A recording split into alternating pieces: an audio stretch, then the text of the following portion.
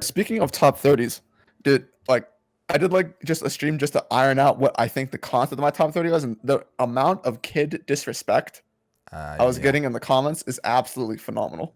Yeah, I don't understand. Dude, I don't know why people hate Kid. Like, I don't like him, but I have no reason to hate him. I think it's more of like a, and I don't know, it's like a split. Like some people hate him, some people like him. Most of the people that hate him are people that hate him because they think that he's close to Luffy. No. They think that people overrate him pretty much, and that there's no reason to really think that Kid is actually strong, which I think is absolutely retarded. But no, people. Yeah, like, I don't understand that. A lot of people that hate him, from what I see, is that they hate when you pretty much say he's on Luffy's level. That just triggers people. Yeah. Like, that's what I did. I was like, I feel like Kid, regardless, should always be near Luffy. And people are like, no, he's not even in the top 30. I'm like, are you kidding me? Yeah. Well, yeah, I mean, it's like people who think Luffy that, like, post Whole Cake Island, he's almost that strong. I'm like, listen, this portrayal, man. Like, why yeah, I know. It's like people who think like Hawkins and shit is stronger than Kid. It's like, dude, you're like not reading the same story I am. There's just no. And like, especially Aruj fans, man. Yeah. They walk up like, no, you didn't beat Snack. I'm like, context. I mean, people just choose to believe what they want to believe. But like I said, you can justify anything if you want to, you know. So if you want to bullshit and just say, well, we haven't seen anything from Kid, so he's trash. It's just like, if you believe it, it is what it is. But I think based on the context of the story, I don't know how you can say that. So, I mean, it is what it is. I don't even care about power level personally. I just, one, I like his character design. I think it's sick. And two, I just like the idea of like his character, like the evil pirate, like in the new generation. You know what I mean? Yeah, like an anti-Luffy. Even though Luffy says he's not a hero, but he really is. Yeah, he pretty much is a hero. Yeah. Like I was rewatching One Piece clips, and I was watching fucking Kid reacting to the bell or whatever, and he's like on that island and he like crucifies those pirates. It's like, oh dude, this character is just, but I love it. She's a savage, dude. We need more of those in One Piece. Like, the anime is so fucking good. Like Big Mom, they just showed the episode that they amplified the fuck out of it though. The Big Mom versus Luffy. I'm sure they did. Oh man, Luffy went Gear 4th, but Luffy used a bazooka in Gear 4th. Or actually, Leo Bazooka versus Big Mom. And Big Mom this time, she blocks with 2 hands. But then she's like, this feels like nothing. She said, this feels like nothing. Sends Luffy flying, and Luffy's automatically out of Gear 4th. And then Sanji's carrying him. And then it's like, it seems like he's tired from Gear 4th. But then immediately I think back to what Oda said about the whole Dofi thing, as far as after, like, run out of Gear 4th. I was like, yo, this nigga's done. Like, he couldn't even move after the Big Mom thing. But it didn't indicate that she stole anything at all. So I don't know. It was weird. But then after that, she said, you won't be able to beat Kaido. And then Big Mom does a fucking perfect form run and catches up to Sanji carrying Luffy. She was fucking ridiculous. The shit that Big Mom. Yeah, I gotta check that shit. Yeah, out. she does she blitzes Luffy and Sanji running away, and she catches up to them, which kind of dispels all the shit that Big Mom is slow, or rather, I don't know, depends on if you believe the anime. But that shit was fucking dope as hell because they got blown away from the force of her running towards them. She was really well done. So if you haven't watched the anime, you should probably check it out. All right. I don't think we should wait for Matt anymore. Let's just get to it.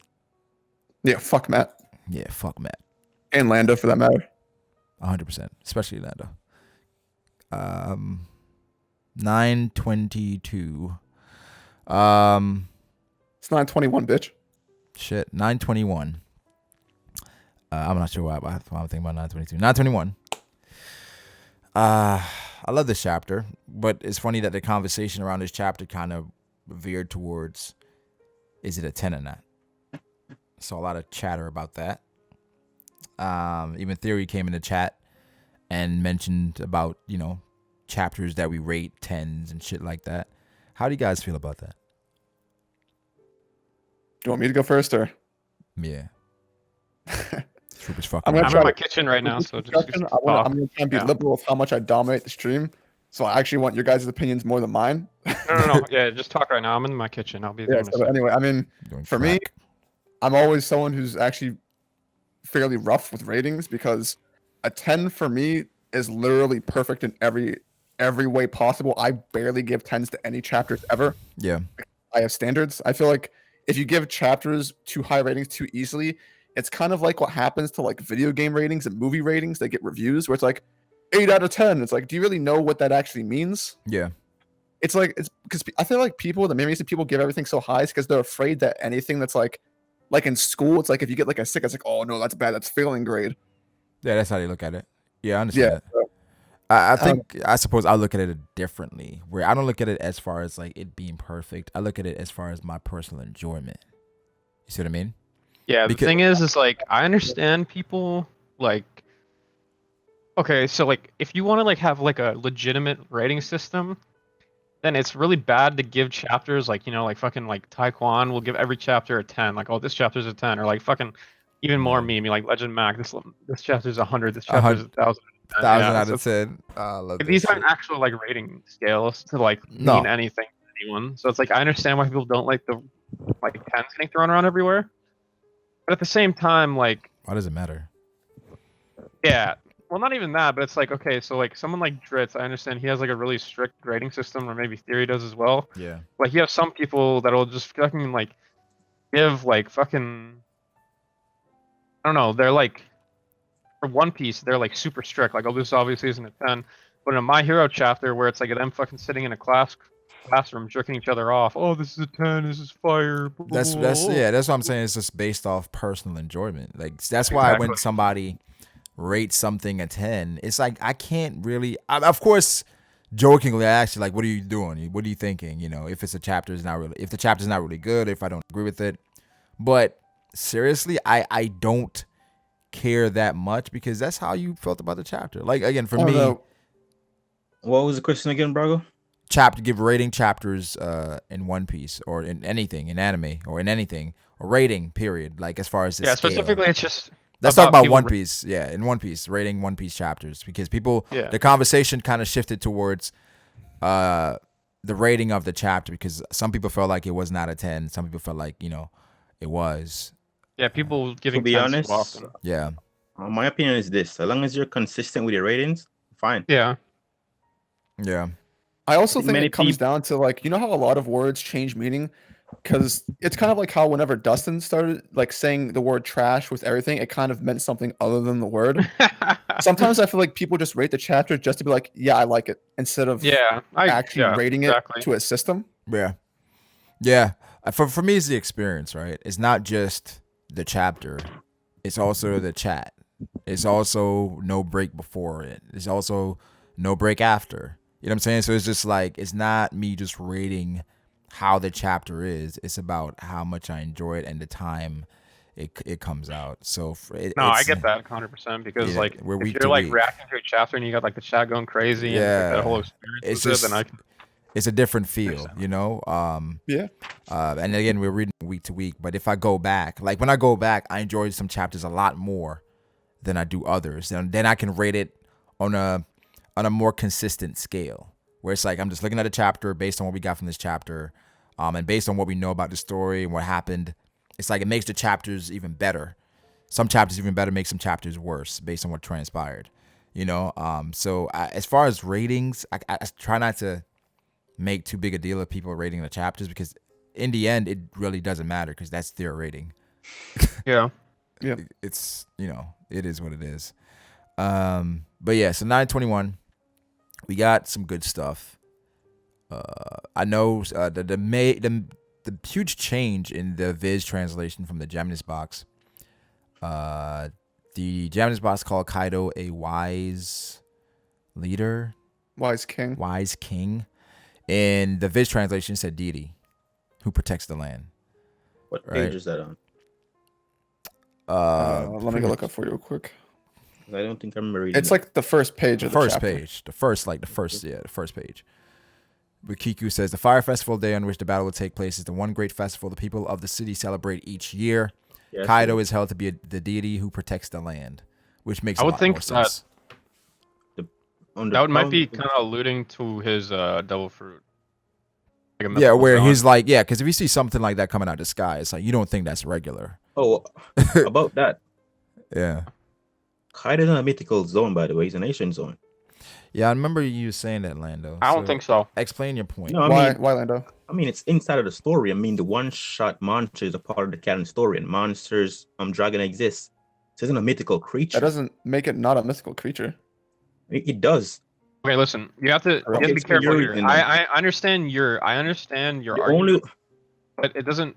Okay, so I understand your argument, right? Because like we know dragons were most likely in One Piece at some point, so it could be an ancient zone.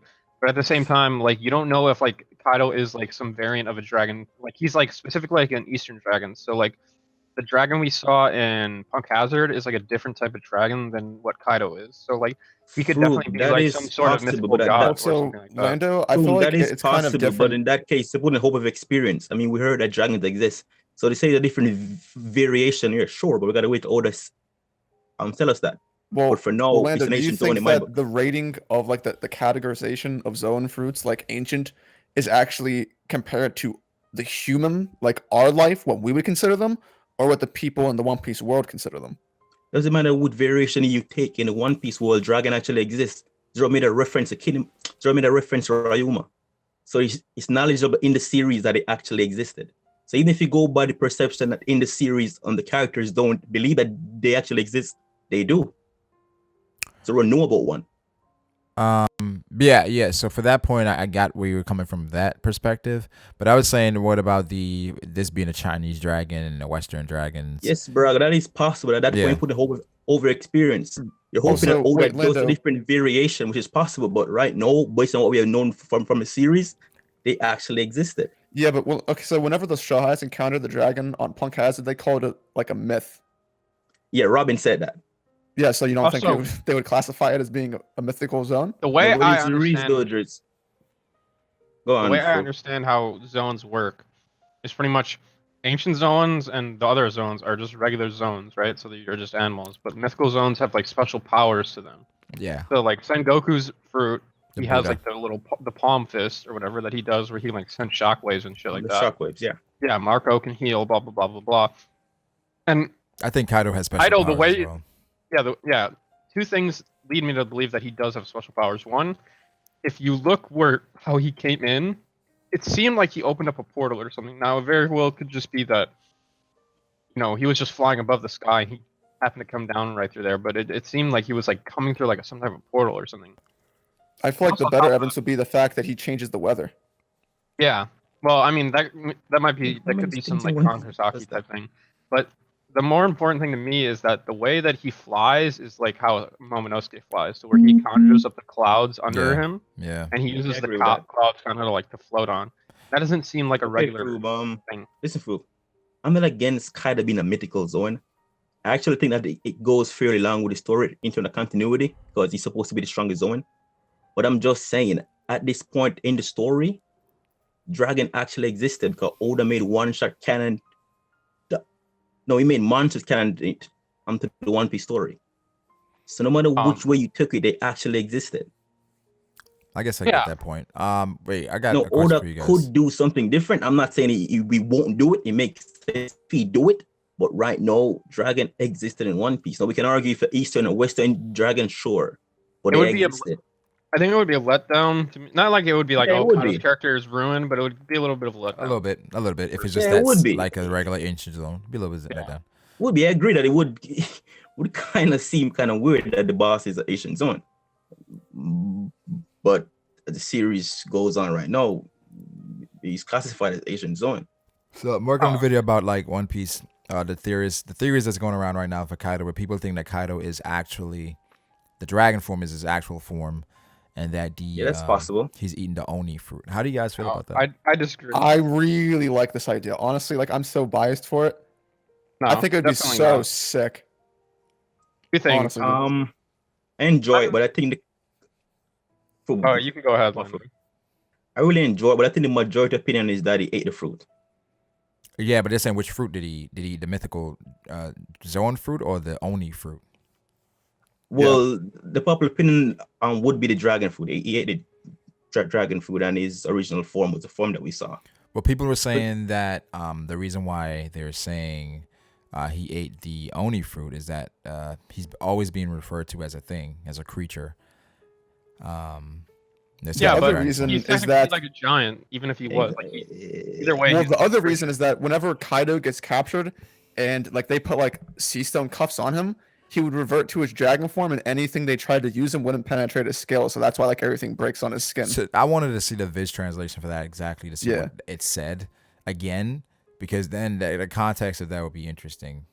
Because I don't remember exactly. It said something to that effect, but I want to know exactly what it said because like, people are using JB, that. and I think it sounds cool. So okay, the thing is also like the way kind of Kaido's like you kind of have to think of it like super big picture. Okay, so, like Kaido has like this whole thing with Moria and everything, right? And Moria has this whole thing with Oz, and somehow Kaido and Moria are connected, and Moria's Kaido's rival, and Moria had Oz, which is kind of like Kaido. Like, you know what I mean? Like, there's like a bunch of things that you can connect Brought back, right there. had Ryuma, but he also Dragon brought Slayer. back Ryuma, the dragon killer. Yeah. Yeah. Okay, that is true. Who killed a real dragon? Yeah. So it can go both ways. I think. I think either way, I'm okay with it. Either way would be dope. I'm okay. And just so we're clear, that, just really quick, just the cloud thing too makes me think that that's what his Dover, because it seems like a magical power that he can form clouds like that and float on them. Fair enough. Just so we're clear, I hope no one make any reference to Zoro cutting off Kaido's head in reference to Ryuma. Like, please, no. Yeah, I've already seen it in comments on my videos, man. People are please do not do that. If Zoro's the one to take down Kaido, that would severely cripple the story. That would be ridiculous, bro. It would be nonsensical in that regard. Like, so I don't know. You know, you got the people. One more thing as well. What's that? Go on from Brago. Not saying they got people out there saying anything is possible. You know, you're gonna see those in the comments, but no, anything is possible. That's not a good reason to justify anything. Now that we have seen Kaido's, well, you could say true form or true power, whatever, people, they shouldn't assume that Kid actually fought this Kaido. I mean, truth to be told, Kaido in his original form, if we're assuming that his first form, his original form, should have been enough for Kid. I mean, I'm not trying to downplay Kid, but no, I think that's fair to say. Yeah, I'm not trying to downplay Kid, but I mean, you can't use the opportunity to try to give Kid extra feats like he fought this Kaido. Well, here's the thing. No, he didn't. I think regardless of if he fought Dragon Kaido or regular Kaido, still, both forms are intimidating. It's ridiculous. Yep. Both forms should scare the hell out of you, right? Yeah, so for me, me, should beat Luffy. Both forms are decimating Luffy at this point. From what I think the major thing that come out of it is the fact that either way, even if it did happen, Kaido wasn't trying that hard. Either way, that's like the thing that actually counts from that. But then either way, it's like, I don't know why people use this as validation. Like, all right, Kid, I see what you were up against now. Wait, so you thought the other form was? that's what I'm trying to say. Like, the other form didn't move you at all. Like, come on. People who did that, I just take that as them confirming them getting an L. Yeah, like, you knew beforehand. Man. They were searching for a chance to kind of come back, kind of walk it back, and this is their moment. Like, well, we finally saw the real form now. Yeah, I didn't know that. Like, no. Yeah, that's another reason when you're talking about why people hate Kid. Like, they think he's trash because he's lost to Kaido. Come on, B. Come on. Like, and everybody that was with him now works for Kaido. He's the only one that doesn't, but he's still trash. I don't get it. I don't get it. No respect. But anyway, the points. Beginning of the chapter, they focus on the plan as far as to take down Kaido. How did you guys feel about this when you were reading it? Because when I was reading it, I felt like it was just, it felt like heavy with dialogue. It was a lot of dialogue as far as telling us what was going to happen. Gave Oda some exactly, but the thing is, what with Togashi's dialogue, I appreciate it because it always makes sense in the end. As far as the information that we get, it's like it's important, it's key. So you have to focus in on what they're saying. In one piece with dialogue and plans, they really, if ever, work. So it's like how intricate and detailed it went. It was just like none of this is gonna happen. No, but this is the thing. I am really confused right now because I think it might actually happen to a certain extent because he's going into huge detail about all these like plans and shit. Like He obviously it's not is. going to go through 100%, but it seems like this is a little bit different than like the Whole Cake Island plan, if that makes sense. I actually don't think so because this gave me the exact notion of Whole Cake Island because the plan for Whole Cake Island went exactly as planned until the last the end. moment. Till Big Mom broke out of because like everything. the weeks building up to it, everyone said in all the reviews, yeah, okay, so this is gonna mess up. Oh, this is gonna mess up. We know Yeah. it's not gonna succeed, and then the rockets failed. That's how I feel like it's gonna happen with No, this. that's not Even what I was about talking the about. mirror. I was talking about like the before Whole Cake Island, like before they even met up with Capone when they're like, okay, we're gonna split up here, we're gonna go here, we're gonna save Sanji, like blah blah blah. Oh, okay, blah. okay, that plan. Got it. Yeah. Right. I have no real opinion regarding how the plan is going to go. The only thing that I have about it is that I don't really like the idea of the tattoo. I think that's too obvious for such a complicated plan. It just I just agree. seems- I said the same doesn't thing. fit the scenario. It was just really like doesn't. a I mean, tattoo on your left ankle. What? That's it? exactly. If Orochi's so suspicious of these guys, Exactly. He should be. there's an identifier on their leg. I mean, that's pretty stupid. That's what I'm saying. If he finds out about like, if it's he, covered though. no, it is covered. But I'm saying No. if he gets wind of like that's the mark of the rebellion, bro. Yeah. Remember like King And it's Arthur? a Christian moon as well. No, Like, I definitely I feel agree. like It's there a should little be a bit weird. traitor involved somehow. Of course, there has to be. Like there's You know, it actually kind of gave me the vibes from Alabasta with Bon Clay and stuff with his devil fruit. You know, just like that was their mark to pretend. bro, it has to be a traitor There has to be some in the traitor midst of all somewhere. this, right? And then they have to find out about the mark and the rebellion, and it's going to be a way where it's like everybody's getting checked. And another thing that's really yeah. important is, like we were speculating, right? So we almost know for sure that the one retainer got left behind when they traveled back in time, and we were all kind of speculating like, why would he be left back in time? So it seems like this is probably like what it was like to rally like the forces. Yeah, exactly. Because like, how would the forces even know to put the moon tattoo in the first place? You know what I mean? Because it seemed like it was kind of sudden. I was thinking about that. Oh, that makes sense. I was thinking about that. I was like, it'd be interesting if he was dead. Yeah. Well, yeah, that's the thing. Like, I'd agree. they had to have someone. They had to have someone tell them like, we're gonna be back in 20 years. You Like, know, it would just be dope if I like thought that was Toki though. I thought a prophecy. Toki. No. But Toki, yeah, she had a prophecy. We need somebody like actually living through this shit to kind of make it come to fruition. And who heard? The only people that heard the prophecy were the ones in that room, right? And then it got spread somewhat, right? People started like that's something that's been going around as far as that entire prophecy. Oh, actually, the people that heard the prophecy, that's not actually true because she told the prophecy after they left. So it could have been in front of a crowd or whatever happened to Toki. It could have been. Plus, that old lady in this chapter made reference to the prophecy as well. Yeah. The Shutenmaru. So it's been going around somewhat. I mean, I feel like the guy that got left behind is one of the samurai that they mentioned. Yeah, I feel like it's basically confirmed. Yeah, it's one of the samurai. Interpretation of prophecy as well, because in Orochi's mind, the prophecy means going to die, and in terms of the folks in the town interpret that the prophecies that it's a symbol of hope. Yeah. So you kind of do different interpretation of how you see the prophecy, the fear or hope. So another thing I really liked about the plan, or this is what I liked about the plan, was that every person is going to be somewhat beneficial. They have a purpose, right? Yes. It didn't feel like anybody's just there, just lingering. Everybody has a job to do. Zoro. Yeah, I like that, but at the same time, there were specifics that were left out that make some of the crew's role very ambiguous. Yeah, but they didn't say specifically what they're going to do for all of them, right? Yeah. We just mentioned like you have this skill. We're gonna need that. We didn't say what he's gonna do. Yeah. I also really don't want to be that guy, but like, I'm gonna have to be that guy. Fuck when we were. Because this is my job every stream. I have to be. It's gonna be something Sanji later. Yes. I know it is. I already know. I already know. Okay. Listen. Even though you gotta let me build up to this. So like when we were like, he's not very annoying to me. No. He's bringing up the cooking thing, I think.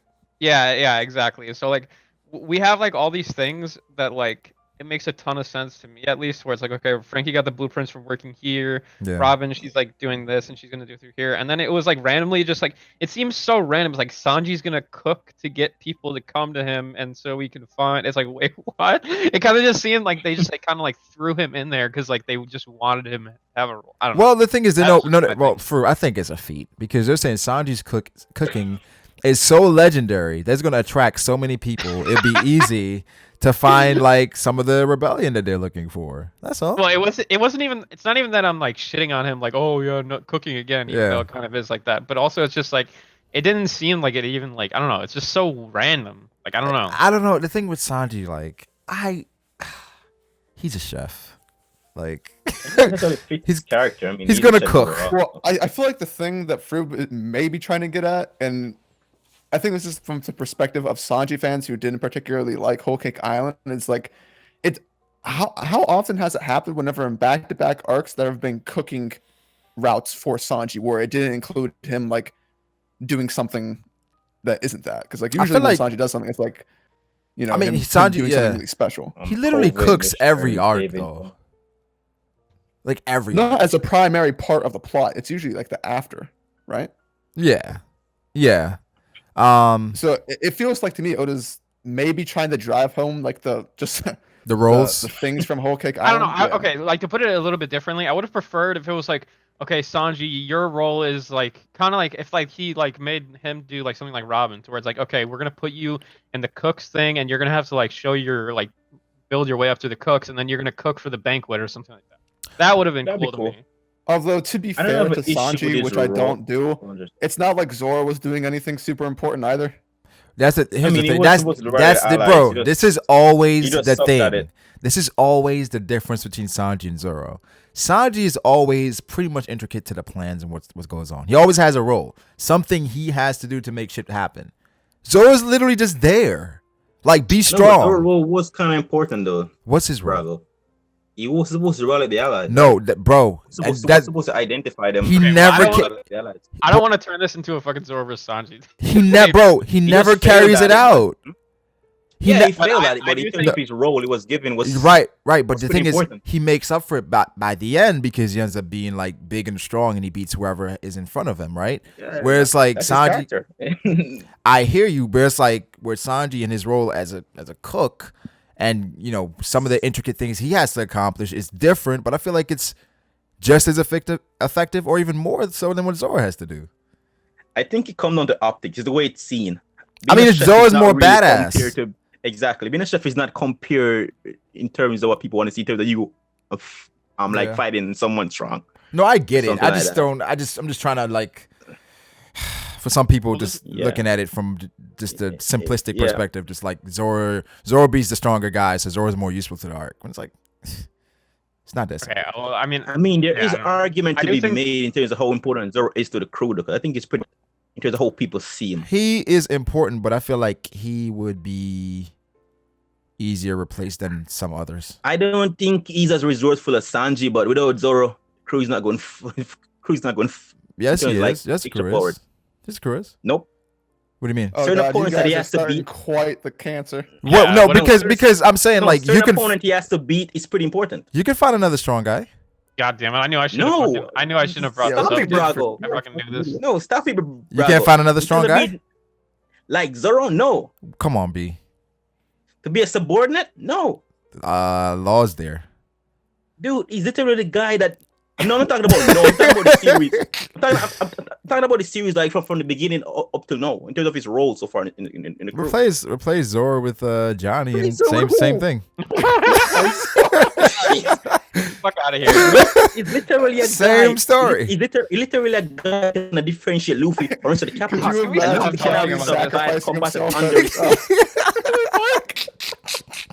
how you guys were like fucking jerking off to Nami or something. This is so dumb. Brago. Yes, sir. Zoro indirectly hyped Luffy as a captain. For him to be controlling someone so strong was always a reference compared. No, Lando, I understand. I understand all that. He's important. No, he's pretty important. I'm not saying he's not important. I'm just saying if you have to go out and look for someone, you're looking for somebody strong. Yeah, but remember, if you don't properly replace them, you die at sea. I mean, Come Sanji's on, a chef. come Anyone- on. No, bro. Zoro's Brago's that trolling, strong. man. He's Can you important, stop bro. getting baited by I this never said troll? he's not important, but it'd be much harder to find a strong chef and that can No, Brago's all every other crew survive on the sea. Then What do you mean? they don't have Sanji. Is that no? What do you mean? Say that again. He said, "How's every Chef other is crew so surviving important. on Why the is sea?" the crew surviving on the sea? Then How does every other crew survive without Zoro? what? I mean, Brago is literally gonna lead Luffy to become the Pirate King. You said he's But he gonna wanna start his first wait. You said he's gonna lead Luffy to become the Pirate King? Of course, he's gonna have to fight someone very strong in the future. So, Lando. Come on, bro. Lando, what I'm saying is Zoro's strength is integral to Luffy's becoming the Pirate King. It is.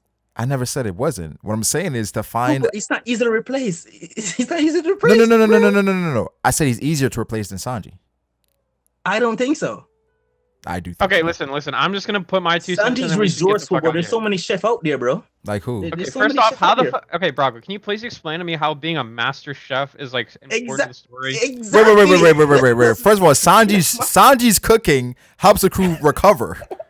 Brago in certain scenarios, yeah. And then Yeah, And then he's also a fighter of the crew. Yes, it's Okay, pretty yeah, but, like, resourceful, but you can't literally replace the just find- monster strength that Zoro have. You could I don't literally Wait. The strength difference between Zoro and Sanji is not that great. Okay, it depends on how you see it then. In my Yeah, opinion, like depends on- what are we depends saying? on- You could Well, literally if you just see have it that way, I can understand the average cook, and review. like, the story wouldn't. No, be- you cannot, Froob. Why? Because you said why? Okay. Yeah, why? Okay. For instance, when Sanji saved Nami and them at Punk Hazard, an average cook isn't doing that. I agree with Brago. Sanji does carry certain traits that average cook would not. An average carry. cook? Okay, But I don't like no, people I'm don't saying, play like, when Zoro's has- role. I'm not downplaying Zoro at all. I acknowledge Zoro's strength. I'm just saying we fucking dismiss Sanji like he's trash. I'm I like, don't even want to have this discussion, but since we're having You it, I'm- brought it up, you idiot. No, I No, I didn't. brought I it told up. you guys to stop, and I also never. I brought it wanted up. this I'm to sorry. be about a Sanji versus Zoro thing, and then fucking. it always does this, Froob. We always go there. Just let it happen. Just say what you guys said. And we can move on. No, all I was just trying to say is that I mean, even since we're on this topic, even though I think it's a dumb topic, I definitely think that you could. I don't think that Sanji's cooking is that important to the story. Like, the only like Oda makes it important to the story, right? Like when they're going to what's it called? When they're going to Whole Cake Island, and then like Luffy burns all this shit, and like they go starving. But it's like if you didn't have someone that was as retarded as Luffy, they could just cook the food and everything would be fine. Like, Good point, Froob. Good point. Yeah, but you have to factor in character traits of people that want to do that shit. The point that Luffy did it because nobody else wanted to do it. So, I mean, there's an argument for both sides, but I do think people really don't play on the strength of Zoro. nobody You'll really believe downplays it. the strength of Zoro. Stop. No, in relation to how important he is toward the Straw Hats. No, I don't think nobody does that. I don't think anybody says Zoro's strength isn't important. I think people All right. more so Well, very overlook. multiple times. I think people more so overlook the importance of Sanji to the crew. yeah, I would agree with that. But what do you guys I think agree with that, Kin'emon was talking about when he said that Brook's powers would be good or useful in securing food in the capital? Because he can get out his body, right? Yeah, he's a ghost against surveil. But can he bring shit back into ghost form? I don't think that Well, has been confirmed. I was watching Joy Boy's review, and he brought up something that I think is probably a pretty good idea, and that's the fact that Orochi's afraid of ghosts. Oh. Come on, bro. Oh no. That's actually Drizzt. genius. I just thought No, about yeah, like so everyone's going to be afraid of ghosts, and like so Brook would basically be the perfect person to like do anything related to that That's because he so could basically just funny. get whatever he wants. So it was a really good idea on his That's a part. So good I think it's idea. definitely. But does he But- have but to you go know to what- the Flower Capital though to get food? I mean, there's so many but the thing No, is but, yeah, I don't think that it's gonna be a yeah, troll funny way for him Yeah, to do I it. think that's I think that's definitely gonna come into play. Yeah, and the thing is, if Orochi and if his subordinates think the same way he does, and are as wary and as scared as he is, like the smallest sight of like a ghost is gonna fucking Yeah, they're trigger gonna flip them. him like yeah, get out, But get out Brago- of there or something. yeah. Does he have to go to the Flower Capital though? I mean, there's so many food reserve like the one that Speed was at. I think you want to go hit the main place, right? Why? Because they're sweeter meat there, better cheese. Why? Why would he want to go to the Flower Capital? I'm not sure. I mean, sure. Zoro already made things bad by becoming a wanted man. Well, Kin'emon said securing the food supply, so maybe it's a different plan outside of them eating. It could be like them taking away food. Oh, okay. It says here, you know? Sir Brook's ability will help us to procure food and food supplies in the capital. So it could be either then. Yeah. Yeah, that's great. Yeah, but I don't think you want to risk. Wait, how far are these other reserves though? Like, if you were to ask me, I would probably say Kuri is much closer to different district than they are to the flower. If it asks me. Yeah, I'm interested in how many different towns there are and how many we're gonna end up going through. Well, I feel like we're gonna explore a lot of Wano, because we're gonna. Think so? Yeah, I think so. Because what we're gonna do, we're gonna go through. They're gonna separate again. Oh yeah, they gotta find every. Yeah, you're right. I think they're gonna separate again. My theory is that different commanders are different towns and districts. Yeah, I can't wait to talk about that. Zoro might end up fighting one of the commanders or something not like the allied command, not like an enemy. You know what? I don't know. Yeah, I have a theory about Zoro that I want to share. If you guys. Yeah, go ahead. If it's. It's when we reach Shutenmaru and his ideals. I think we're gonna talk about that for a minute. Yeah. For this strong samurai. Yeah, we'll definitely get there because that's. I know it might sound crazy, but no, I don't. I disagree with that. I think it's gonna be Luffy. No, no. Bro. Because first off, he said unless the Jamini or the Viz translation is different, he said like a general to lead the samurai, which would be Luffy for one, and two, like even though like a lot of people think that the sword thing is just a troll, I really do think that the sword is going to come into play more. Play a role? That's a good idea. That's a good idea. Yeah. Before we get the reason my idea is based upon the fact that Zoro did say he wanted to round the samurais up. On the way back in Zoro. Before we get to Shutenmaru, I know Lando and swords kind of sets him off. Zoro wanted. What do you guys think of the Kin'emon thing? I thought it was glorious how he plays the joke with Nami, the clothing and all that shit. Yeah, I think he did something good there. For one reason. Was that I don't believe that Otsuru maintained monogamous loyalty all these 20 years. I think she let someone hit. I agree. I agree. So I mean, Kin'emon is trying to get back. Actually, wait. Actually, that's important. What do you think of the whole Kiku thing with like what's going on there? It's weird. Yeah, it's weird. Bro. It's really weird. I don't think Oda would ever introduce the idea of like people like two-timing or no. You shouldn't into the canon story, bro. That would be such an amazing twist if Otsuru found out Kin'emon was smashing O-Kiku, so she betrayed the alliance. Yeah. Oh my god. It might have also been something else. I'm calling it right now, bro. Orochi smash. I'm telling you right now. But from the beginning, I would say Otsuru was a traitor. Exactly. So I think it might be a thing to where. I actually think that might actually be a problem. She looks too happy for not getting no dick for 20 years. 20 years, G? 20 years, bro. She looked too happy.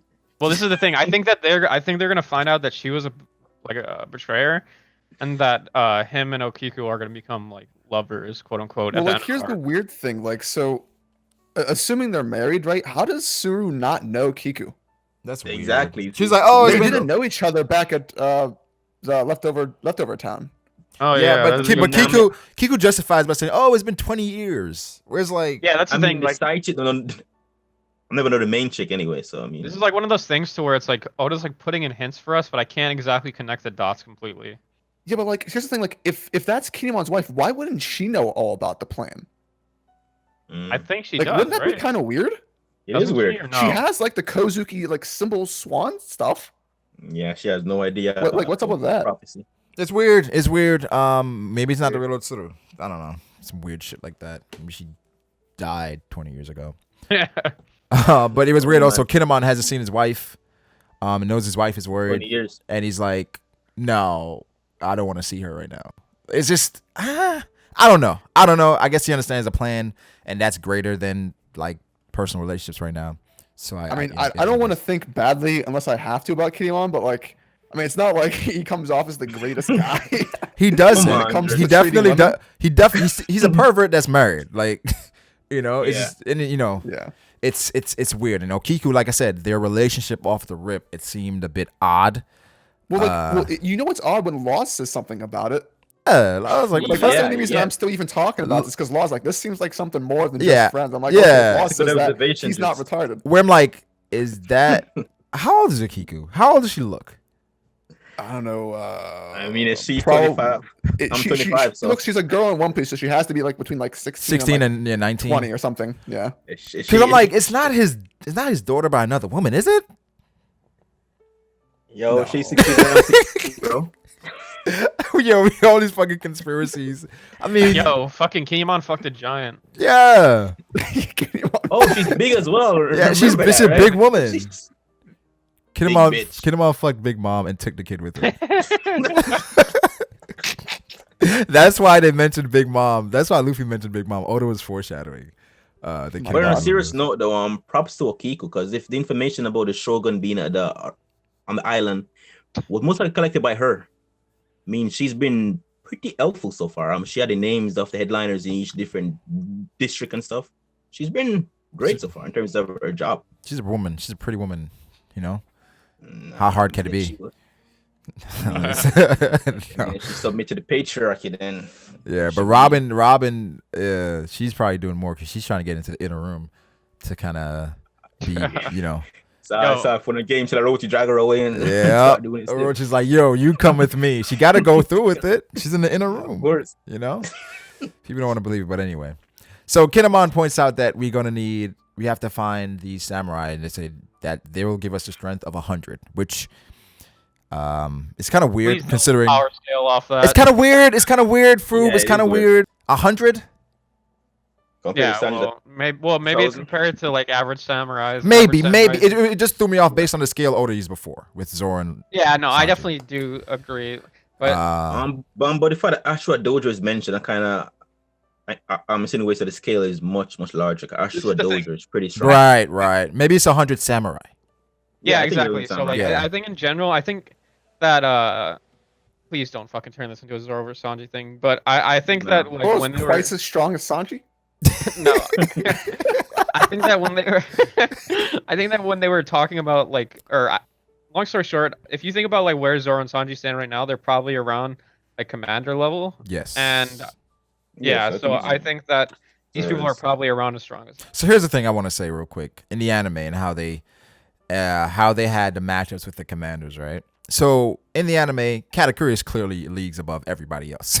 Like all the other commanders, Oven, Smoothie, everyone. And the anime played that up.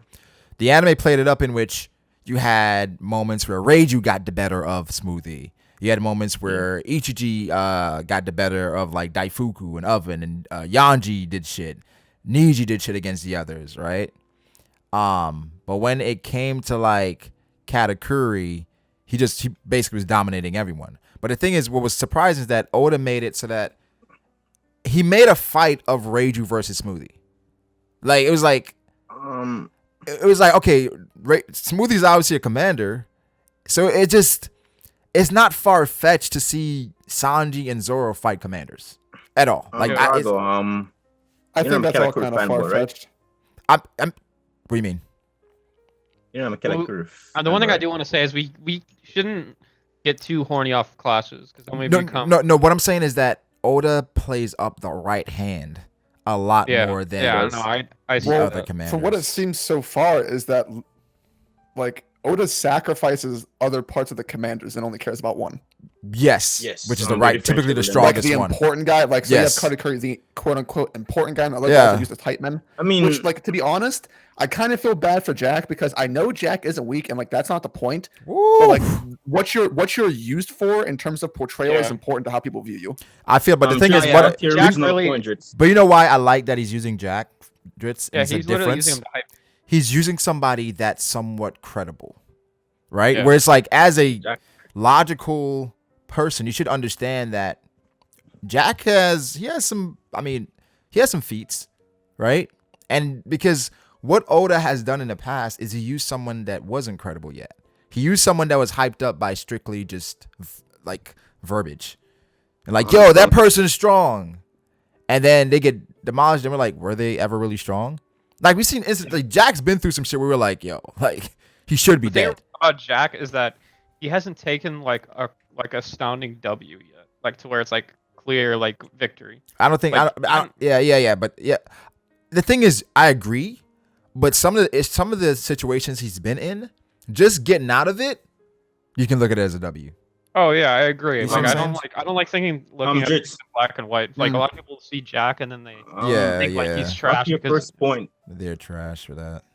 Back to your point about Oda sacrificing characters. I want to make one look good. It's an argument to be made about Whitebeard's crew. They all have great moments. Vista, Mihawk, Reiju. I don't think so. No, not Reiju. I think they definitely have moments. That they are good. They definitely have moments. But the thing is, all Big Mom commanders except for Smoothie, I think. Well, Smoothie, no, they're all sacrificed. No, Cracker. The thing is, Cracker was impressive at first. Cracker was impressive at first, but he was also sacrificed. He didn't even get a full fight. Yeah, he was impressive at first. Smoothie, she was like nothing. The entire she arc. Was negative. If you could if you could be negative, that's what Smoothie. But she was literally negative by she hit withheld information that kind of came back and like blew up everything, right? So Smoothie was definitely a negative. And even as we move forward, lecturing opera. Yeah, it was just so weird how like she wasn't a part of it.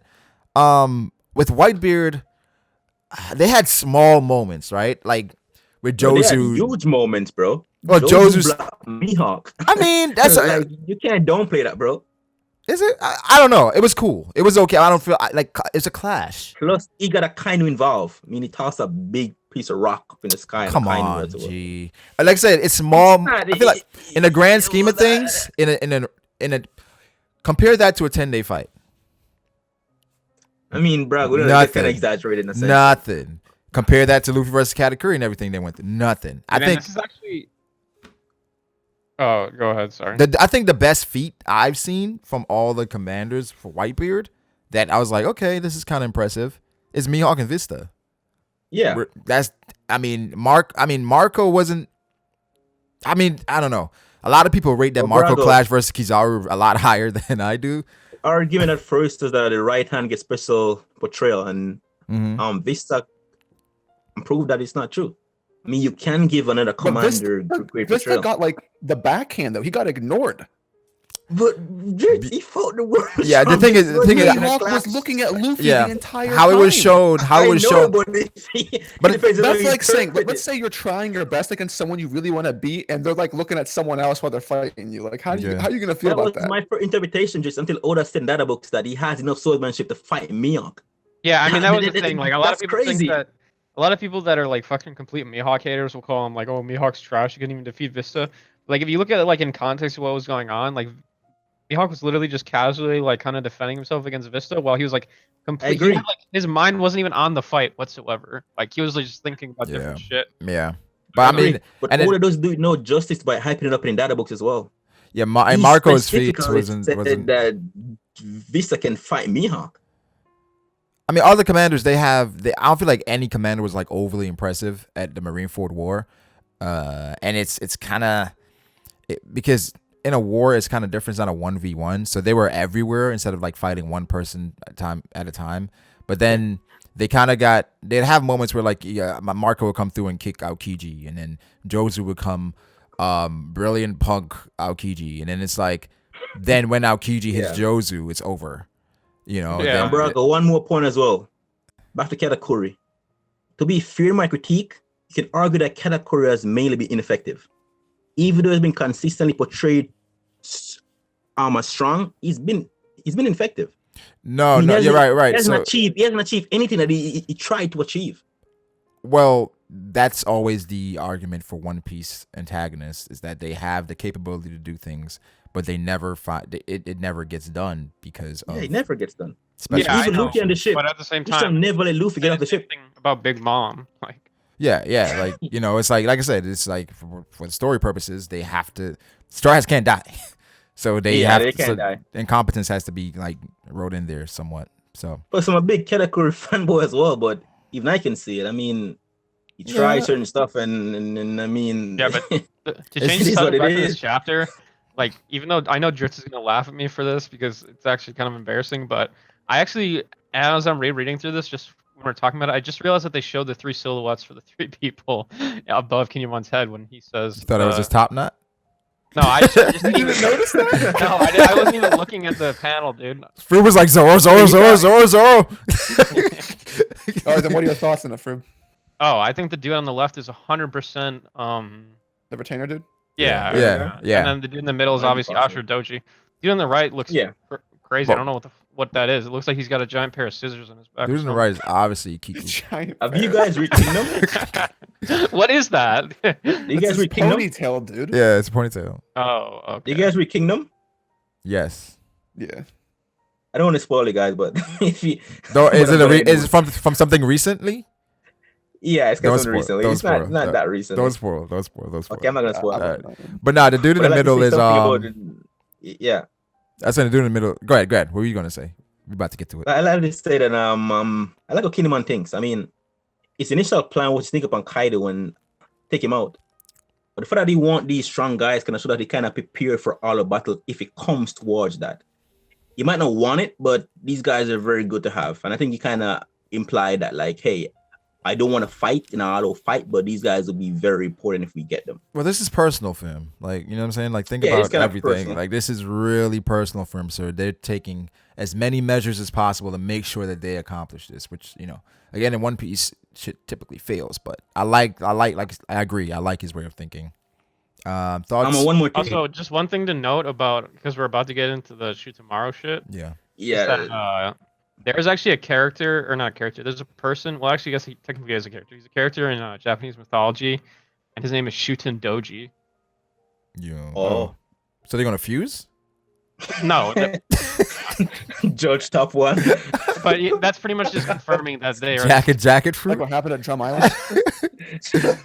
Yeah, that's pretty much confirming that he's the same person, even though we pretty much... Bring back the jacket fruit, then we're good. I like it. Okay, let me ask you guys this. Are you guys sold on the idea that Ashura is Shutenmaru? We're about to get to that. What before? Because 100%. First, I'm completely sold. Hold on. First, are we gonna rate Shinobu? Who? Shinobu. -3. Sexiness. Oh shit! That beach ball shape. Oh god. Come on. Yo, that's the most feminist look, bro. I prefer her over Lola. Yes, agree.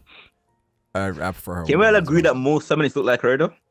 You know what? I'm not even going there with you, Lando. With the ponytails and I'm not going there with you, bro. That's their gym attire. I'm not going there, bro. To the guy Shutenmaru. He pulls up and he's not what we expect off the rip. Yeah, we kind of expected somewhat of a Robin Hood, how they portrayed him initially. Yes. Yep. He seems to be the opposite, right? How he's going about things. So, he said, "Who's doing all this, giving the people food, acting like a hero?" Then we get into it where we had a grandma, and she was basically standing up for basically Toki's wishes. But then Shutenmaru was saying things like, "There's no real men left in this land to lead powerful samurai. Wano is finished." Zoro. Okay. What about Zoro? Lando. Yo. What about Zoro? Before we talk about Zoro, let's talk about Shutenmaru for a second. Okay. What You about just Zoro? brought up Zoro, you stupid fuck. That was supposed to. That was supposed to bring the hype. That was an ad lib. That was an ad lib for the hype. Yeah, that was an ad lib for the hype. Okay. But Oda used the typical compare and contrast with Shutenmaru, with his personality being apparatus for comparison, because he was compared to be like a Robin Hood because of his personality, but then his actual personality kind of contrasts to what was portrayed to be at first. He's more of a Downerism in a sense. How was he portrayed to be a Robin Hood? I heard you guys say that, but I don't remember that being the case. Because Speed was saying that he was the one stealing the food, and it was kind of insinuated that he was stealing the food to give it to the people. Yeah, and this chapter, he's more of a Downerist in a sense. Like, he doesn't care. He just wants his army survival. At least that's what it comes out. The thing is, but I think, to me, so for me, yes and no. But the thing is, he's that way because they gave up on themselves. That's a good point as well. You see what I'm saying? Where it's like he seems like a man that's like, if you're not willing to fight for yourself, I'm not gonna fight for you. So he was To me, just it like, seems more like I don't want to like do like a complete comparison to Zoro, but it kind of seems like a Zoro thing to me, to where it's like he's kind of just like does whatever the fuck he wants, and he like doesn't really care about people that much. But like if he was to follow like a strong samurai or some like follow You someone would. strong, he would like obey their orders. but Zoro cares about people. I mean, not really. Yeah. What? Yeah, he does. I mean, he Frank does. Valley Because, or Subroad, okay, dude. obviously. No, but Froob, I agree with you. I agree with you that he's like Zoro, agree. but I feel like we haven't seen the good side yet. I feel like he definitely cares about people, but he's not gonna care like Zoro with O-Kiku. Where he's like, yo, you gotta fight at the end of the day. Where it's like with Shutenmaru, these people have given up in his eyes. Like they've like dropped their swords. They're like, fuck it, Kaido and Orochi, they're ruling everything, and that's like disrespectful to him as a samurai. If there are other samurai in Wano, this is fucking like not doing anything. So what the fuck are you doing? He comes up like a nationalist, but he's not really a nationalist. He kind of believes in more of a samurai tradition. Yeah, But he does care about Wano though. 100%. He's still there. Yeah, he's still there. He says it's finished, but it's still there. He cares. So, Drizzt Froob, what do you guys think about Shutenmaru? Like I said, I read the spoilers, and okay, so like in the spoilers, it pretty much says that, like it pretty much stated that Jack and Shutenmaru are equal. And then when I read this chapter, like when I was going through the reading through it the first time, I like completely forgot that even happened, because like just how trash his character design was and how he's just a slob. I just thought, oh, this guy's trash. I didn't expect that at all. I thought he was just someone that was living off of, like, he had a subordinate that was really strong, right? And he was benefiting from the subordinate. But then, you know, he showed. I mean, after, like, do you guys think he's gonna kill the grandmother? No. Absolutely not. Froob, Drizzt? I don't know. Hard to say, because like right now he's basically in mourning. Like he's in emo phase, He's so hurt. he could be prone to do things that would be out of character whenever he actually has hope. But people who've lost hope do irrational things all the time. I agree with that, but I don't think he was. I think the grandmother was like as hopeless as everything seemed, right? Where samurai are giving up, people are putting down their swords, nobody's fighting. She was there willing to die for the words of Lady Otoki. And I think for him, that was like a blinding light. Like, holy shit, there's still people in here with at least some honor. So I don't think he was not going to, I don't think at all he was going to kill her. First of all, who narrates their actions? I will slice her myself. I mean, come on, bro. Yeah, I don't believe it. I think he was trying to test her faith. Yes. That's what it's like. She's saying, "Oh, I believe in this. Oh, I'm gonna kill you right now." She's like, "I still believe in the words." He said, "But she's a dead woman. I believe that the 9 samurai will fulfill Lord Orden's wishes." Fool! There's no battle to fight without a general to lead. Might have been one of those things where he's kind of like testing her. He's testing her. Yes, he is. You know what I mean? Like, because, or it could be the fact that he's trying to push his ideology onto her, and so that he sees no reason to fight. But when other people do, he's like, "Well, they believe, I should believe," kind of thing. Yeah, but I think he used to. I feel like he used to feel like her at one point, right? Yeah, I feel like I think that's the problem. Like for me, it's kind of like he's trying to justify him not doing anything. Yeah. He's like lost hope. Because think about it. This is 20 years later, right? 20 years later. Yeah. And waiting that long after all the shit that happened, it's kind of like, you still believe in this shit, bro? Really? You saw everything that we're going through? Ashura Doji, though? He's 100% Ashura Doji. I don't see how it couldn't be, to be honest. Like, it just seems obvious. At this point, it's like a confirmed theory. Yeah. But I fucking love Shutenmaru. Like, I do. I like him a lot. That's the reason why I think he will indeed seek out someone like Zoro. I mean, many people bought Luffy, but in this case scenario, I do see. They're gonna definitely have their moments.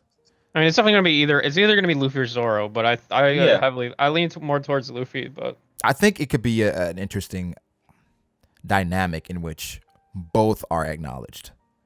You know, in a way where like every time someone comes across Luffy and Zoro, they're acknowledged in different ways.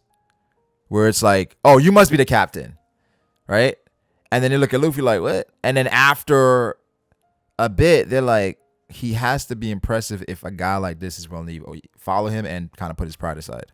So I believe they could be Luffy and Zoro a while ago, man. Yeah. But so another thing would have to be like, how would Zoro even? I don't know. How would Zoro even like show Shutenmaru that he's like a powerful samurai? Come on, you feel it. Well, it's Froob, it's a drip. You feel it. Well, I mean, that's the thing, dude. It's gonna be Shutenmaru, Zoro, and Kid in a cage. But here's the thing, Froob. Like, I'm trying to put it forward so you can understand. So, like for basketball, right? And somebody comes on the court, they don't even have to dribble a ball. I can tell that they can play basketball. Does that make sense? Yeah. It's just like it's certain way people carry themselves. And I'm sure, like, if somebody like say like for you're a gamer, right? And you see somebody, the way they just sit down and set up, you're like, oh, then he knows what he's doing. Yeah. Yes, his physique is. Yeah, so I think with Shutenmaru, like seeing Zoro, just off the rip, he's gonna be like, oh, that guy's. He knows about. Yeah, they have to meet. I mean, if his moniker was Ashura Doji, then I feel like they have to meet. He would know. He would know. I think the purpose. Like Zoro has to find out something about Kurosaki. Yeah. Yo, that's gonna be such a fucking cool moment. It's gonna be dope. I can't wait for it. Zoro uses Ashura, and then he's like, "Oh my god, he knows how to use it." That's and, me. Oh, dude, He's like, "Yo, that's my technique." He said, "That's me." That's me. Yeah, he said, "That's me." I am Ashura. But my scenario is that at some point, him and Zoro is gonna meet, but it's not gonna be face to face. It's gonna be more of like an environmental thing where Zoro is probably gonna go there. There we go. Zoro's gonna go where? Probably there. Yeah. Sorry. Zoro's You gonna go dropped off where? for a sec. What do you say? Wait, Lando, can you hear me? Keep going. Yeah, keep going. So I kind of lets him go here, and he maybe return to where he's from, where he his headquarters is at, and when he goes back there, some conflict happens and Zoro takes over. That's kind of my theory. I don't know. I mean, how they meet. I really like the Zoro getting captured theory. I don't know. I just want that to happen so bad. It's too repetitive, man. What's the Zoro captured theory? Well, I mean, it's not really a theory. It's just that he's. Well, what's the idea captured. then? Well, it's just that he's gonna get captured, and that's gonna be how the kid plot gets like put in the story. I feel like this chapter introduced a reason for that to not be the case. Well, it also could be Shutenmaru that gets captured, and they have to save him. Shutenmaru definitely could get captured, but as far as Kid being rescued goes, I don't think it would make sense unless someone, like, for instance, I would assume that it would be Killer's duty if he's still around, which I think he is, for him to be the one to implicate or like to instigate rescuing of Kid. Well, yeah, that's no. That's the exact point. Ooh, I can't wait to see Killer. I think someone has to be captured because there's no reason to save Kid without them like going to the jail, like already without something. And they see it depends on if Oda wants. Is this like an Ace thing where they go there, and then like they save whoever, and then like in the corners, like instead of Crocodile, it's like Ace or something. Yeah, it's kind of. like, Something like that. So you implying that Kaido might capture Luffy and those guys, then they go there and seek? No, I don't think Luffy will get captured, but like what I think is going to happen is that like the emphasis for the Kid capture plot, I feel like was, for me, it was kind of, I just made a video on this, so like I don't know. It was confirmed with the with Frankie's blueprints.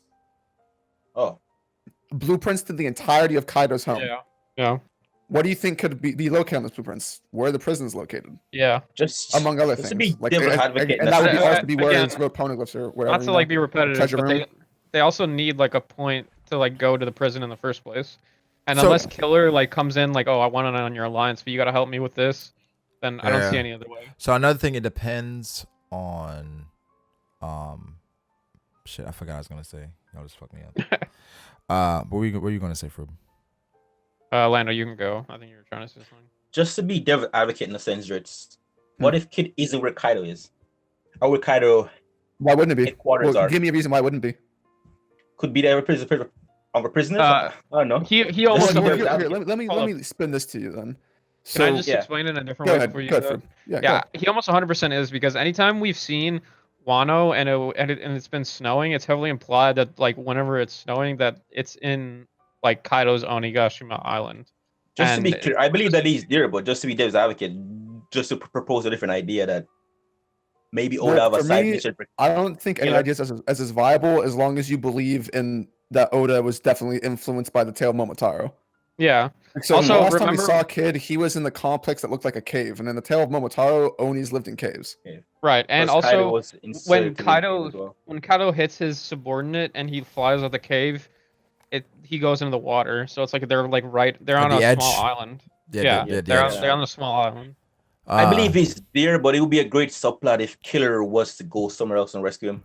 I think that would be a great subplot. Well, yeah, I mean that would be cool, but like we would have to get Killer introduced into the arc somehow. That's the thing. It depends on how Oda handles this, right? Is he gonna handle it in a way in which Kid is intricate to like the plans in which he gets saved early, or is it a way in which Kid gets saved at the end when they're already about to fight Kaido and Kid gets saved? If you believe that Kid is located in like Onigashima Island, then it has to be late, right? Because they're gonna be leaving there later, so there's literally no reason for them to go there, even if it was early. Like if someone got captured, they probably wouldn't be killed. The only way is if someone like I said, like Killer comes and he asks for their help because Kid knows a way to defeat Kaido, and then we need to get him. Blah blah blah. Then they get stuck there, and then everybody has to go and kind of meet at that spot. Yeah. Brago, this might be a bit weird, but could you go on Twitter for a minute? Go on Twitter. Go on what? Did you ask him on a date? He said go into it. Just and check my latest. He's saying he's gonna bring up a weird point or something. I think. So go on Twitter. Nah, it's more of a funny thing. Yeah. I'll go on my recent tweet. All right, let's go to Lando's recent tweet, guys. Let's see. If you could share the screen, that would be nice. Lando, I can't have porn on YouTube. Is there some more like misogyny stuff? Nah, it's not it today. O-Kiku and Solo Kaido, is that what you're talking about? Yeah, play the clip. Hold on. Let me follow you real quick. Excuse me? Excuse me? What are you talking what about? Did you just say? Hold on. So then what about Luffy and Solo Kaido? Yeah, play the clip, bro. All right. Hold on. Copyright. Somebody told a lie one day. What the fuck? He really derailed the entire stream. From Martin Luther King saying somebody told a lie one day. Somebody told a lie. That's what I see of Kid being freed before they fight Kaido. I mean, it's technically impossible unless it's a side mission for someone. I mean, how are they going to invade Kaido's main island? Kid is going to be important to the story. The thing is, the reason why the reason why I wish it would be before then is that so we can learn more about Kid. Yeah, exactly. I want him to be implemented into the arc. So more of his personality is revealed than just like, exactly. Oh, I'm mad and I'm strong and I can. You know what I'm saying? I think his motive would be revenge. So I don't think you need to really characterize. No, I want to know more about him than that. No, yeah, but like we want more interactions. Yeah. Like. In like downtime, because Kid is gonna be he's gonna be disgusted working with the Straw Hats and Law. You know what I'm saying? Like that's not something that he would want to do, but he'd be forced to do that because of what happened versus Kaido.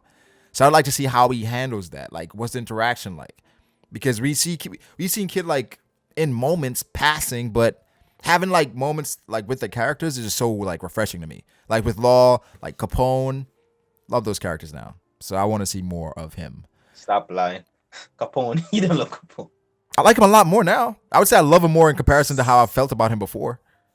How'd you feel about him before? I thought he was trash. I thought he was trash. So that's not really saying much, is it? I guess in today's in this community, no, it's not. But it was like, I fucking hated his ass now, but now he's bearable. It's like, yeah. I thought he was fucking. I was just like, yo, wow, this dude is useless. But now MLK I really like him, bro. Someone told a lie. I really like him now. I really like him now. What he stands for. He cares about his kid and shit. You know, that's dope. Jack shows up, right? And Jack says, "At last we meet the leader of the thieves." And Jack is looking for Luffy. Shutenmaru almost unwillingly says, "If I tell you I don't know the guy, will it change your attitude?" And then Jack, he was kind of, on his high alligator, says, "The only reason we have let you live at all is because Kaido wishes to have you as a subordinate, my guy." And Shutenmaru says, "In that case, here's your answer," and slashes Jack, makes Jack bleed. And says, "Don't play games with the samurai." What do you guys think about that moment? This fucking moment is actually so badass on so many different levels. Like, just to like break it down, like even when I like read through it, another thing I didn't notice was that he cut through Jack's sword. Like you can see him. He broke the sword. Yes, he broke the sword. And he slices right through it. And on top of that, we have like the little flower petals, and he has like a flower petal cape. So he might have Vista's sword style. Yes, there's just so much cool things. So You might yeah, have you might have trained Vista. So here's the thing with Jack showing up. It's a lot of things as far as why this moment is so great to me. Is one, how Shutenmaru was first portrayed as a Robin Hood, right? Yes, contrasting. Right? So that's the first perception of him. Second, how he showed up and what he was doing, where it's like, okay, that's not who we expected him to be. Third is his appearance. Looked like a slob, like somebody that was defeated. Fourth was how he was talking to their grandma, where it's like it seemed like he was questioning some things. So with all of that, I wasn't sure how things are going to go at all. Because how Shutenmaru has been presented in all facets, it's unpredictable.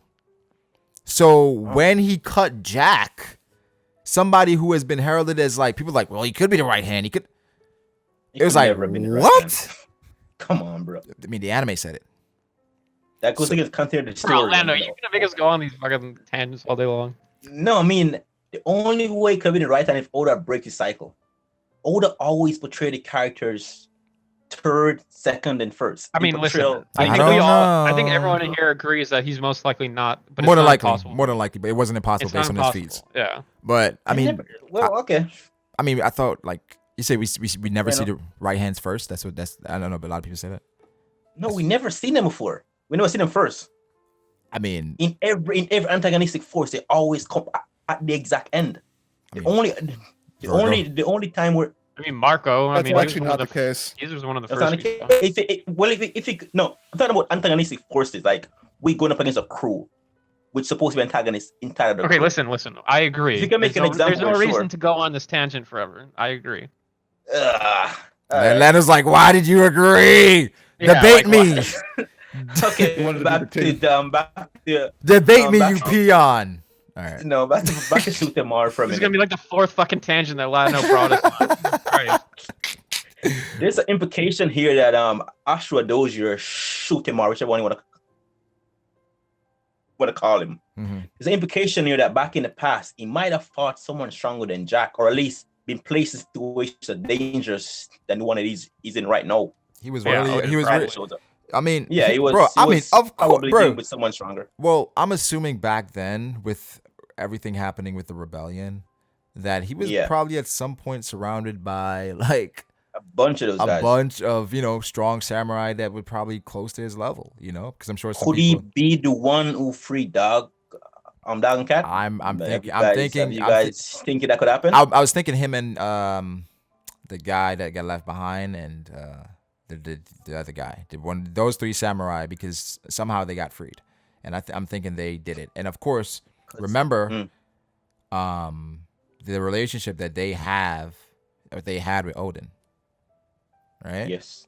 The Inarashi Nakamushi, it would be somewhat in their best interest to free them, and if at some point they believed in the prophecy. As many allies that we could have alive as possible would benefit the entire plan. So I'm leaning towards those three samurai were the ones that freed Inarashi Nakamushi, which could lead to even further the fact that one of them could be dead. And that could be another reason why Shutenmaru doesn't believe in the way, or he lacks belief somewhat, because a friend or contemporary died, and now it's been 20 years to nothing, So I'm definitely leaning towards that. That would definitely be interesting if he was dead. I don't know how I feel about that, but definitely interesting. Do you guys think this kind of indicates how strong Odin was in terms of seeing Shutenmaru Ashura Dojo? It definitely puts in perspective for sure. He was definitely strong as how strong was Roger's crew then? How strong were these guys then? If Shutenmaru was at that. If Odin was at that level in which he was a master, defeat a master samurai at 20? Yeah. And then you have Rayleigh and everyone on top of that. Come on, bro. That's crazy. That's crazy, bro. But and then for them to say that Whitebeard was on his level, I don't know if that's exactly what it said, but Whitebeard. In the what do you mean? It was confirmed that Whitebeard was just as strong as Roger. Yeah. Oh, no, I thought you were okay.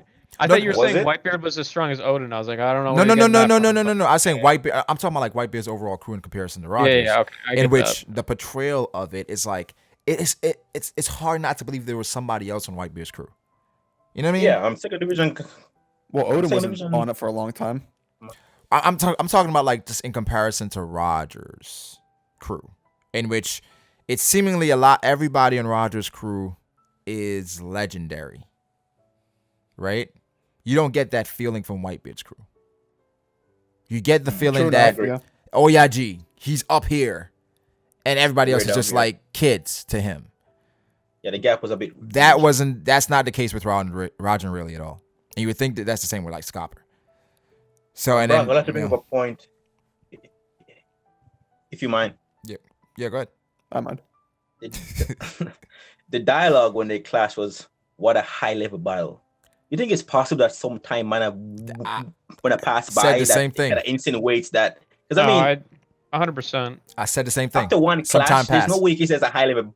Nope. Battle, bro. I said the same exact. That was so whack when that happened. I said the same exact thing. I was like, dialogue is crazy. This has to be implying that time has passed and they had several clashes at this point because it's you can't say a high level battle after one clash.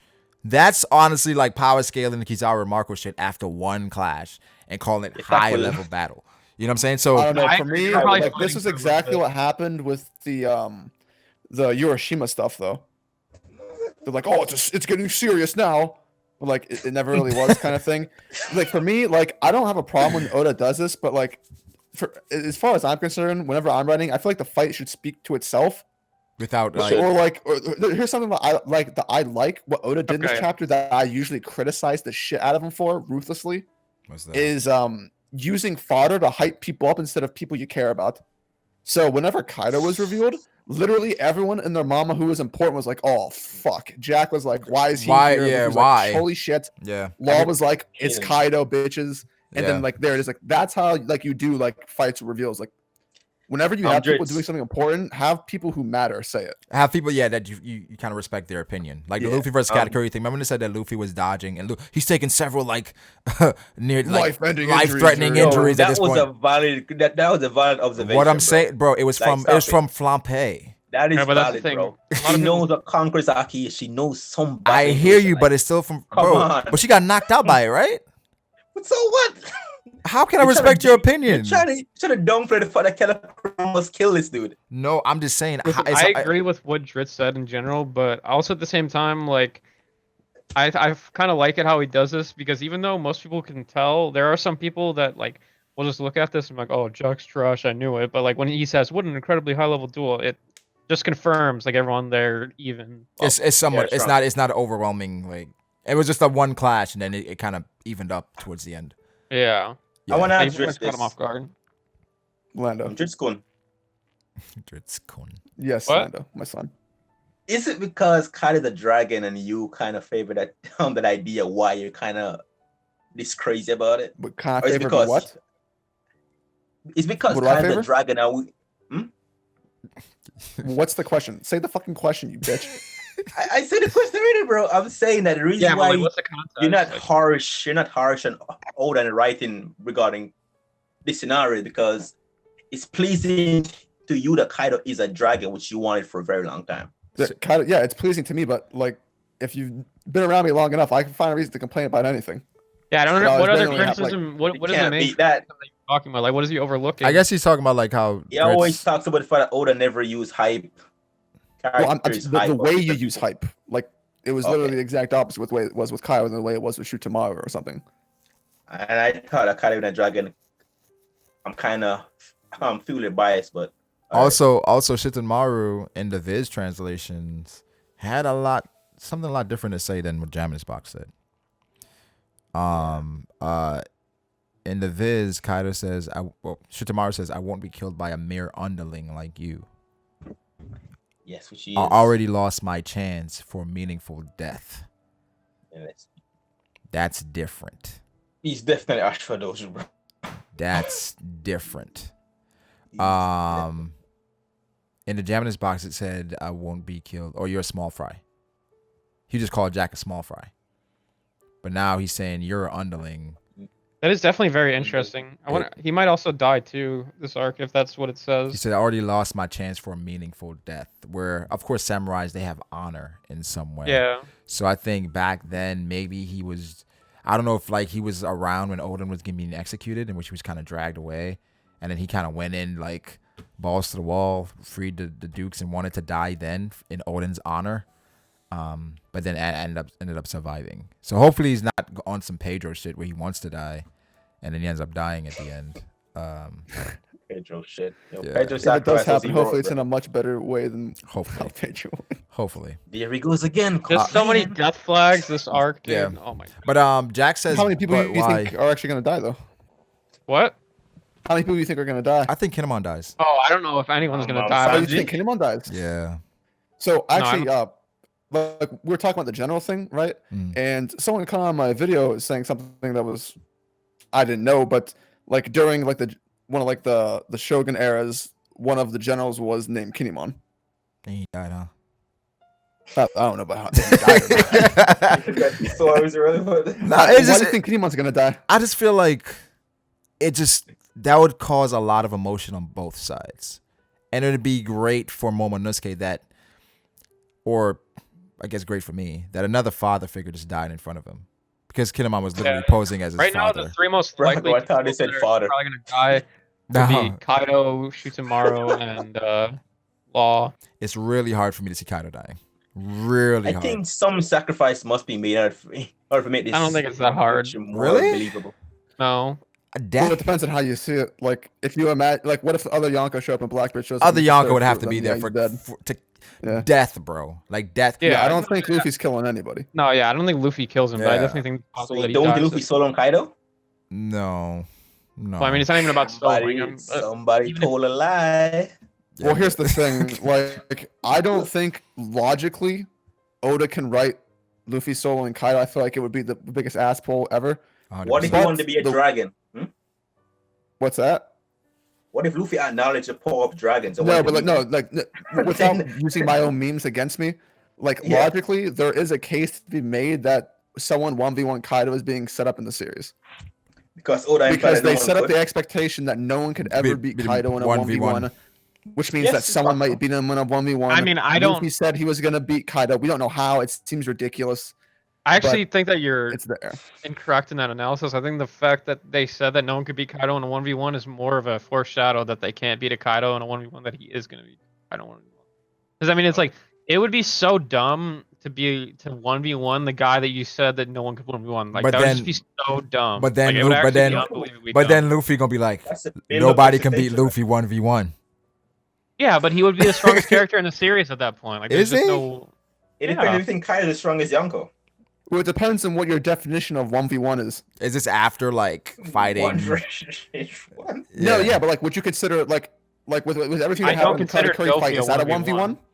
No, Katakuri was a plot versus. Yeah, but what is the? It was a 2v1, bro. It was a plot in Luffy versus Cat. It wasn't 1v1. Well, technically, yes, I would say that. You want to be nitpicky, but I don't think if it's a 1v1, the verse sees it as a 1v1. If the same thing happens to Kaido and like it comes down to just Luffy versus Kaido, that's and, like, crazy. Like a lot of people consider like Luffy beating Dofi as a 1v1, and we've gone through this like millions of times of how it isn't.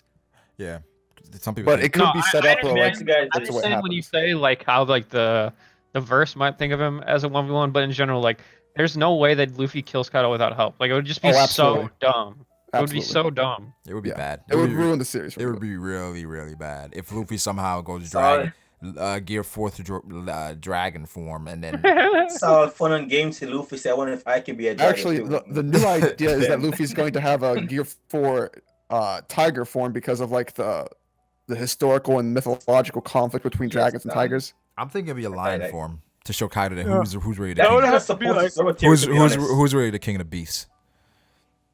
That's possible. Yeah, he already has Leo Bazooka. I think it would be dumb to get a tiger form because that's too many forms at that point. What if Luffy like, what if I could be an Oni? What if that symbol is the Kaido being I'm a dragon and a tiger. Kind of supports Zoro idea. Him, in Kaido. Zoro cutting Kaido's head off. I mean, Zoro said Proper tiger in a sense. Well, I don't know this. Yo, at the end, so Jack says, but why? And Law says no. What's going on over there? His subordinates are like, is it gonna rain? Which was, I was like, okay. And then he told Straw Hat to come here. Come here at once. He said, what's up, Traffy? Then they cut to everyone saying, yo, there's something in the sky. And then even Shutenmaru's like, you're kidding me. Why? And then says, hey, Jack. Wait. No, Kaido says, hey, Jack. He says, yes, sir. He said, bring those children to me at once. And Luffy said, a dragon, what is that? And Law says, that's Kaido. Okay, why is Kaido here? That's what everyone wants to know. To inform Well, Jack. yeah, he wants the Luffy. He knows that Luffy's there. Wouldn't he assume responsibility right now since he's here? Well, Snickers, he shut doesn't the know where fuck he up. is. I mean, obviously, I understand what you're saying, and it could be something as simple as just stupid shonen plot to where it's just like, oh, you always get the underlings to do it for you. It's a hype introduction, yeah.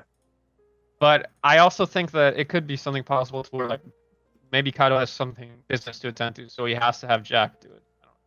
Do you think Oda shows off any of his power? You think he introduces them without Fire. him acting anything? Depends where it goes from here. But He may go into like legend again and talk about Because stuff an idea that I've seen around is that like Shutenmaru tries to like attack Kaido and Kaido just like poops on him or something. Nah, I don't think I mean, that would Shutamaru be does too much. Shutenmaru's not that Yeah. dumb, I don't think. Yeah, I mean, Shutamaru even acknowledged like he was saying why, so I think he knows about Kaido. But yeah, I don't know. It depends where Oda wants to take Shutenmaru, because it could be a thing to where like when he like holds like a huge grudge against Kaido because he killed Odin. I don't know. Yeah, that's Because bizarre. I don't see the purpose of like I don't think the fight's gonna actually have a conclusion between Jack and anybody. I mean, it's just. I don't see the purpose of defeating one of your calamities before the final battle. Yeah, Well, yeah, I yeah. don't think you would get defeated. It's more of a thing where Yeah, that doesn't have a finale at all. No. But we talked about the Kaido and the Oni thing as far as that form. Again, this was a hype moment. I absolutely loved it. The reveal. I guess top 5 entire. that's a vid. That's How that's. do you think Law knows what Kaido's form is? You think Kin'emon told him? I think Kaido's come down before. I think Law has been I don't. around to see shit before. I think Well, Kaido been around Wano.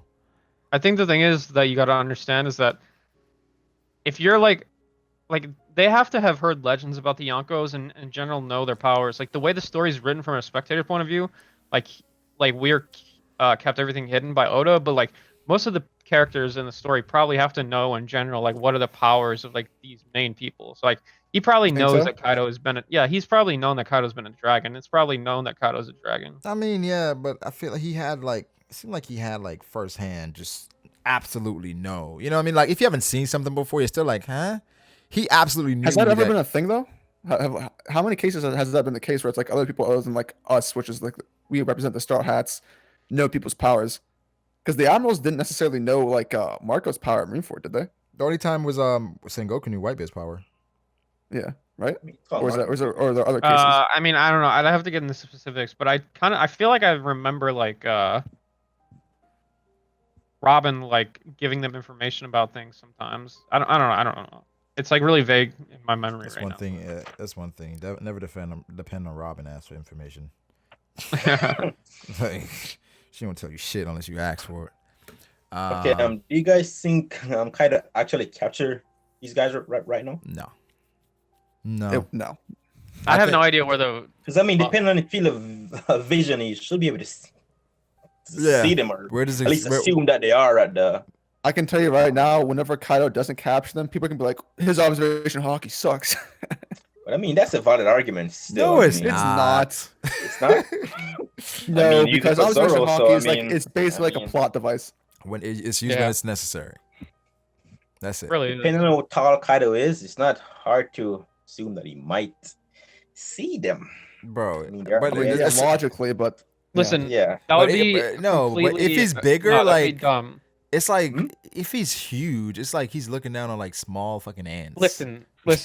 the entire arc would be pointless at that point. You just set up everything for Kaido to see them. Like snatch the arc them up and throw them in the cage with yeah, Kid. The arc That's is a plot pointless. twist. Zoro's That's a solo rescue arc. He's Yeah, rescue Zoro's the leader That now. would be dope. No, it wouldn't. That I would see be where this is dope. going, Lando. Unless it's Zoro and Sanji working together. Unless it's Zoro and Sanji working man. together. Who's Sanji? You know what? I'm Yo. just playing, bro. I think this is I mean, a I great defended chapter Sanji again. multiple times, so I mean, everyone knows Yeah, I'm you made it. not a Sanji. Yo, Lando's go-to is like, yo, I made a Sanji video. I like Sanji. Yeah, I did. I have black friends. I'm not racist. Yeah, that's kind of my excuse. I mean, I like women. Kind of do. Yeah. All right, man. I think that's it. That's One last thing though, Brago. We must Yeah. talk about this at least for 5 minutes. All right, cut the video. Oda did kind of I wouldn't say it's symbolism, but with Momo transforming into a dragon. Yeah.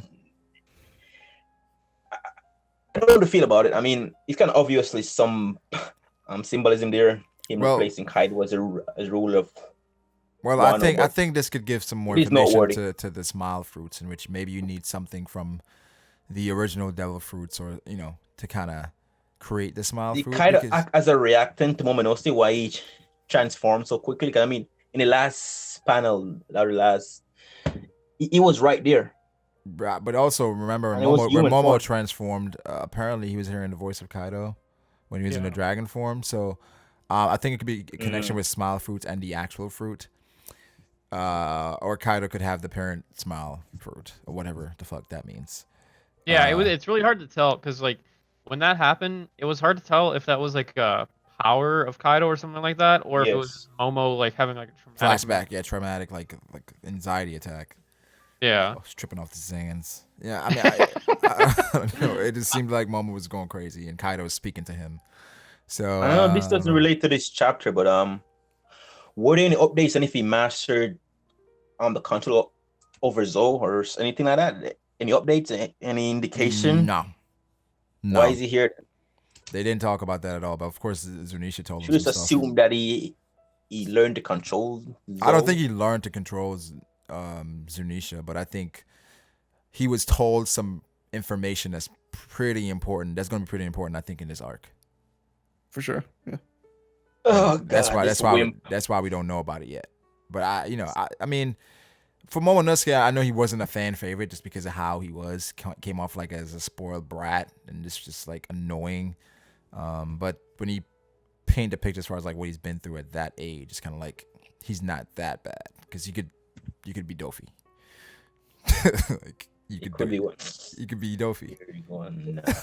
I mean, his dad both, Dofi's a spoiled brat. Dofi spoiled? Yeah, he's a spoiled brat. You could say that, but I feel like it's just a product of his environment. I'm gonna make a video on him anyway, so I'm not gonna say much. Yeah, that means you don't hate him. Yeah, that's justified. Exactly. Make a video. You make a video on somebody, don't hate him. Do I hate him? I'm gonna. What about the people that make exposed videos? Like what's his name? Like what's his name exposing rice gum? Yo, that video was great. You guys recommended it. Does that mean he likes rice gum? Oh, did you actually watch those videos, Lando? Yeah, you guys. All of the constant cops. Yeah, it was sweet. Oh, they're so good. The investigation. He's great. Stuff. It was. He's really. He was cringy, but it was all right. Cringy? I didn't get that, but. Yeah, it was cringy. But the evidence was amazing, though. He ripped that guy to shreds. I mean, I just feel like I didn't get it. I didn't get the cringe. I wish someone at the time. Like in general, intentional. Like. Yeah, if it's cringy, it's intentional. But I'm talking about like when he's dissecting rice gum. It's just like. I mean, when would he dissect Ty? I don't think. You know what? I'm not even gonna go there, yo. I appreciate y'all coming through. He's always fun. We're ready for 10K. This was I remember that. This was a dope chapter to talk about. Did you guys see the vlog? I haven't been able to watch it yet. Yo, Steve was my arch enemy, bro. Why? What did he do? This man mentioned toxic masculinity. Like, yeah, he did. Are you serious? He did. Like, yo, what? He did. You buy that feminist nonsense?